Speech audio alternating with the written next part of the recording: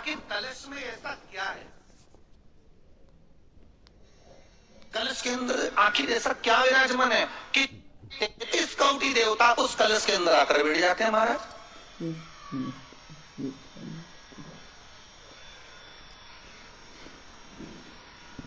आप कोई यज्ञ करने जा रहे हो, आप कोई पोथी पुराण करने जा रहे हो, आप कोई अच्छा कार्य करने जा रहे हो, तो ब्राह्मण देवता कह रहे थे कलश की स्थापना होगी, कलश की शोभा यात्रा निकलेगी, कलश यात्रा निकलेगी, कलश विराजमान होगा।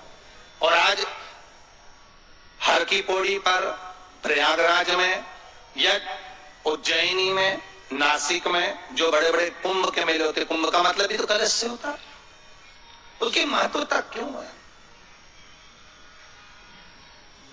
उस कुंभ की, उस घड़े की महत्वता कहां से प्रकट हो गई? शिव महापुराण की कथा कहती है महाराज, भगवान औघड़दानी शंकर स्वयं आद्य शक्ति जगदम्बा से कहते हैं कि जगदम्बा तू क्या चाहती है बोल। तो जगतजननी जगदम्बा कहती है कि जहां मैं हूं वहां शंकर है, ये आपने कह दिया, पर जहां शंकर है वहां पार्वती का होना जरूरी है। उसके लिए सिद्ध करने के लिए एक स्थान ऐसा बनाया जाए जहां पर शंकर विराजमान है और शंकर के साथ पार्वती विराजमान है। तो शिव जी ने कहा पार्वती उसके लिए मैं तुझे एक सुंदर कलश का निर्माण कर देता हूं। दुनिया का रचनाकार, दुनिया की रचना करने वाले महाराज, संपूर्ण ब्रह्मांड की रचना करने वाले, जिनको भगवान शिव ने स्वयं ब्रह्मदेव से कहा है कि ब्रह्मा जी तुम सृष्टि खंड को आगे बढ़ाइए, सृष्टि की रचना करिए। और आज ही के दिन, यही चैत्रीय प्रतिपदा के दिन, यही इसको कहते हैं नया संवत्सर, नया वर्ष।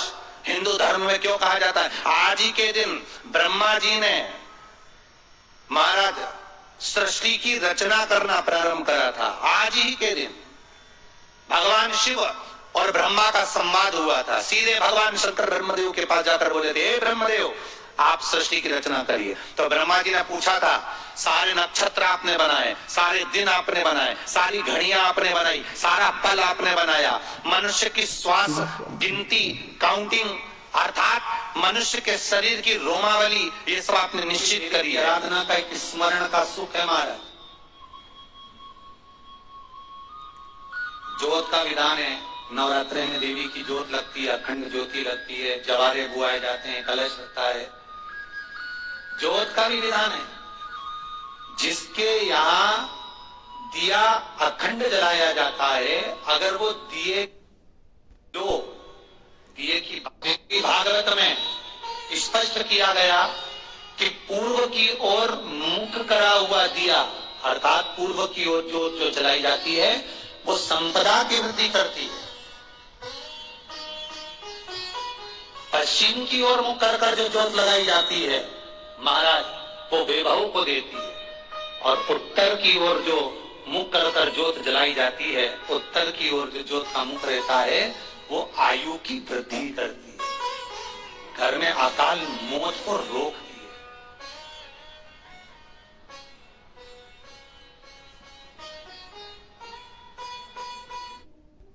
जगत धात्री दुर्गा भवानी अब की बार माता जी घोड़े पर आई है।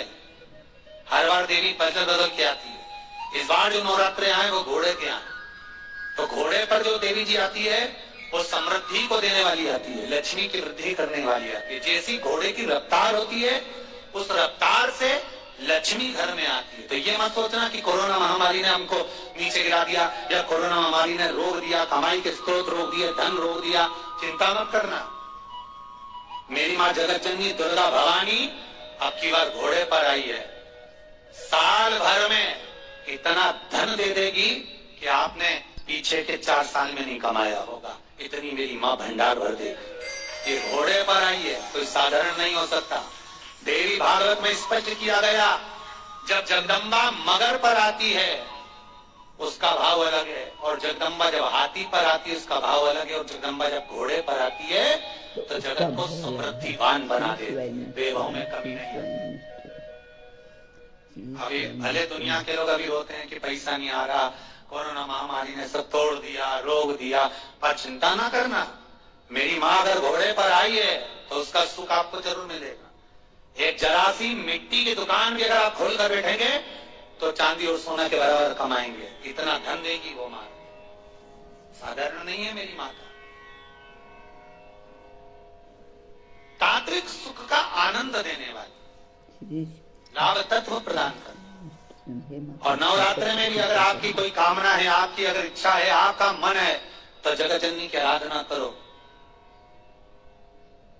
पति और पत्नी में अगर क्लेश है तो जगदम्बा के मंदिर में मक्खन चढ़ाओ, प्रेम बढ़ जाएगा। आपको लगता है कि पति कोई अन्य स्त्री से लगा हुआ है या परिवार टूट रहा है, तलाक तक पहुंच गया है, तो माता के मंदिर में आप ध्वजा लगवाइए, उस ध्वजा पर मक्खन लगाकर लगवाइए, आपको लाभ मिलेगा।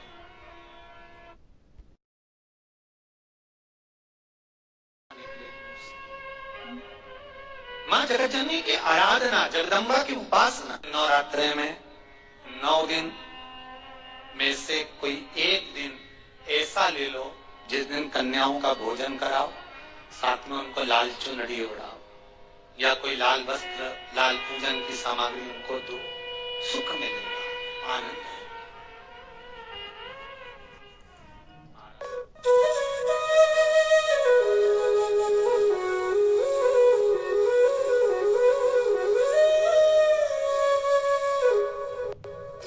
या चैत्र नवरात्रे में, शरदीय नवरात्रे में, आषाढ़ी नवरात्रे में, आदिकादिक पौष नवरात्रे में हम शंकर की, हम जगतजननी जगदम्बा की जब स्थापना करते हैं या हम नूतन घर का प्रवेश करते हैं या गणेश जी की स्थापना करते हैं या कोई दुकान को प्रवेश करते हैं या कोई शुभ कार्य करने के लिए अग्रण्य होते हैं, तो हम कलश की स्थापना क्यों करते हैं? आशु महापुराण शुरुआत में अपन शिव और पार्वती की यही संवाद को लेकर चलते।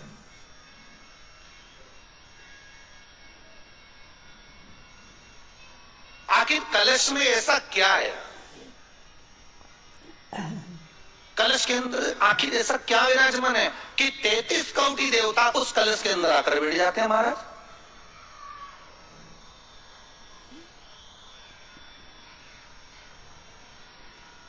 आप कोई यज्ञ करने जा रहे हो, आप कोई पोथी पुराण करने जा रहे हो, आप उज्जैनी में, नासिक में जो बड़े बड़े कुंभ के मेले होते, कुंभ का मतलब भी तो कलश से होता है, उसकी महत्वता क्यों है? उस कुंभ की, उस घड़े की महत्वता कहां से प्रकट हो गई?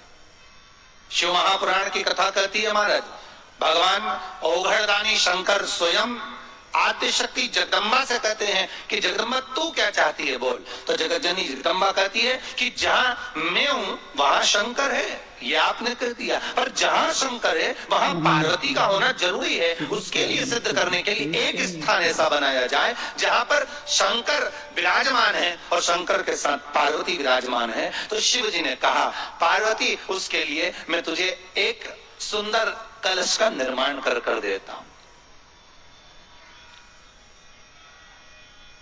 दुनिया का रचनाकार, दुनिया की रचना करने वाले महाराज, संपूर्ण ब्रह्मांड की रचना करने वाले, जिनको भगवान शिव ने स्वयं ब्रह्मदेव से कहा है कि ब्रह्मा जी तुम सृष्टि खंड को आगे बढ़ाइए, सृष्टि की रचना करिए। और आज ही के दिन, यही चैत्रीय प्रतिपदा के दिन, यही इसको कहते हैं नया संवत्सर, नया वर्ष। हिंदू धर्म में क्यों कहा जाता है? आज ही के दिन ब्रह्मा जी ने महाराज सृष्टि की रचना करना प्रारंभ करा था। आज ही श्री शिवाय नमस्तुभ्यम। हर हर महादेव। पूज्य प्रदीप मिश्रा जी लाइव में बहुत अच्छे उपाय बता रहे हैं। नवरात्र के पूज्य प्रदीप मिश्रा जी का लाइव चल रहा है और ये उपाय बता रहे हैं। पूज्य प्रदीप मिश्रा जी के उपाय प्लीज ध्यान से सुने लास्ट तक और उपाय करें, आपको भी माता रानी की कृपा प्राप्त होगी। और पूज्य प्रदीप मिश्रा जी ने बताया है कि अब की बार माता रानी घोड़े पर चढ़कर आई है। पूज्य प्रदीप मिश्रा जी के पूरे उपाय सुने और करें और अपनी हर मनोकामना को पूरी करें। श्री शिवाय नमस्तुभ्यम।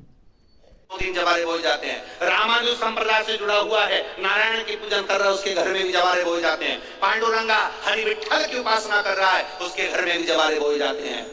जवारे का महत्व हमारे यहां शास्त्र कहता है। क्या महत्व है उसका, क्या फल है उसका?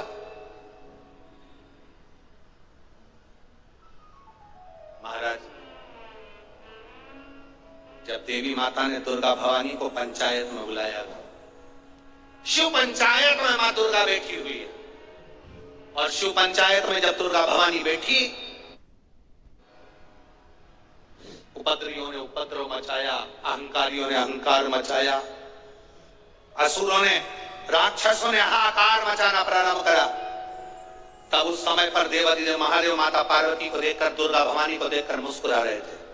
केवल शिव मुस्कुरा रहे हैं। पार्वती भगवान से सूर्यदेव भास्कर देव कहते हैं, प्रभु आपके मुस्कुराने का कारण क्या? भारत की भूमि पर जितनी जगह पर भी आप लोग कथा सुन रहे हो, आस्था चैनल पर, फेसबुक यूट्यूब पर जितने लोग कथा सुन रहे हो, बड़े ध्यान से सुनना कि जवारे क्यों बोए जाते हैं। नवरात्रि में जवारे की महत्वता क्यों होती है,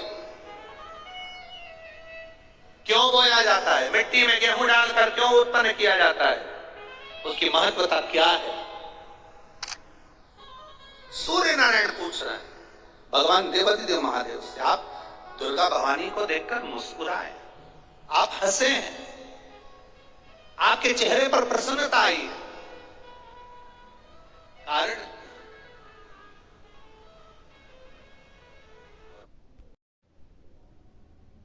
जवारे उत्पन्न हुए हैं। जब तक वो जवारे बड़े नहीं हो जाते, जब तक वो जवारे थोड़े प्रबल नहीं हो जाते, तब तक एक भी असुर प्रवेश नहीं कर सकता, हाहाकार नहीं मचा सकता और अंदर आ नहीं सकता। शिव महापुराण की कथा कहती है, जवारे जिसके यहाँ बोए जाते हैं, जवारे का, आप लोग कहते हैं कहीं पर देवी जी बैठी हैं, किसी के यहाँ मिट्टी की मूर्ति आई, 21 फीट की, 41 फीट की, 15 फीट की, 10 फीट की, 25 फीट की देवी जी की प्रतिमा स्थापना हुई। लोग कहते हैं हम देवी जी का दर्शन करने जा रहे हैं, दुर्गा जी का दर्शन करने जा रहे हैं। शिव महापुराण की कथा कहती है वो दुर्गा जी का दर्शन नहीं, देवी का दर्शन नहीं। नवरात्रे में जहां जवारे बोए जाते हैं, वहां मात्र आप पांव रखते हैं तो अपने घर में से क्लेश दूर हट जाता है, अहंकार दूर हट जाता है, अभिमतता दूर हट जाती है, तकलीफें दूर हट जाती है। जिसके घर में जवारे बोए जाते हैं, वहां से अहंकार, काम, लोभ, आसक्ति, वासना, तृष्णा और दुख, तकलीफें दूर हट जाती है। तो जवारे का मूल का तत्व आनंद।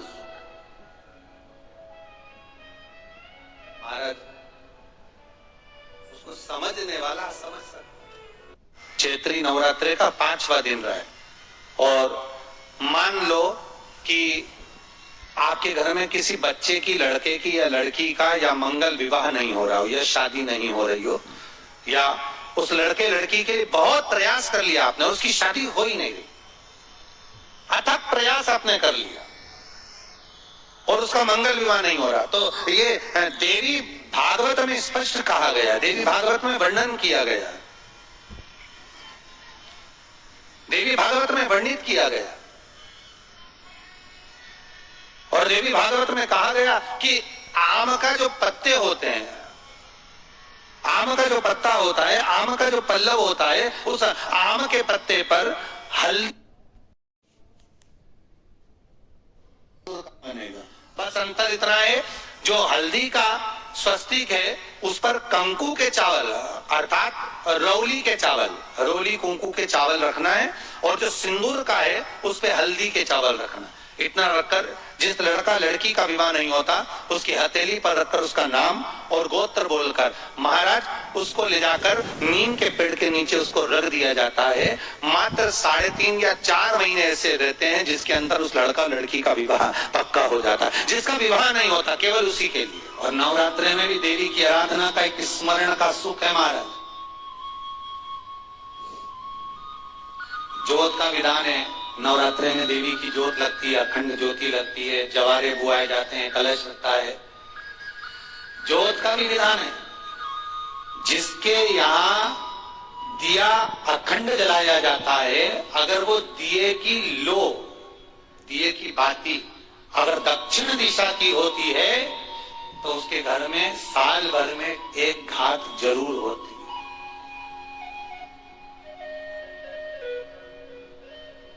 जो दिया अखंड जलता है उसकी बाती का मुख दक्षिण का नहीं होना चाहिए। अगर आपने देवी भागवत का स्मरण करा हो, देवी भागवत को अगर सुना हो, तो देवी भागवत में स्पष्ट किया गया कि पूर्व की ओर मुख करा हुआ दिया, अर्थात पूर्व की ओर ज्योत जो जलाई जाती है वो संपदा की वृद्धि करती है। पश्चिम की ओर मुख कर जो ज्योत लगाई जाती है महाराज वो बेबहू को देती है, और उत्तर की ओर जो मुख कर ज्योत जलाई जाती है, उत्तर की ओर जो ज्योत का मुख रहता है वो आयु की वृद्धि करती है, घर में अकाल मौत को रोकती है।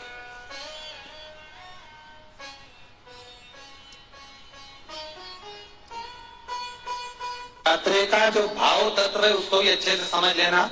दक्षिण की ओर ज्योत ना लगाए, अगर आपको लगाना है पूरब की लगाए, पश्चिम की लगाए या उत्तर की लगाए। और जितने दिन महारानी जगदम्बा जगत धात्री दुर्गा भवानी अब की बार माता जी घोड़े पर आई है। हर बार देवी बदल बदल के आती है, इस बार जो नवरात्रे आए वो घोड़े के आए। तो घोड़े पर जो देवी जी आती है वो समृद्धि को देने वाली आती है, लक्ष्मी की वृद्धि करने वाली आती है। जैसी घोड़े की रफ्तार होती है उस रफ्तार से लक्ष्मी घर में आती है। तो ये मत सोचना कि कोरोना महामारी ने हमको नीचे गिरा दिया या कोरोना महामारी ने रोक दिया, कमाई के स्रोत रोक दिए, धन रोक दिया। चिंता मत करना, मेरी माँ जगत जननी दुर्गा भवानी अब की बार घोड़े पर आई है।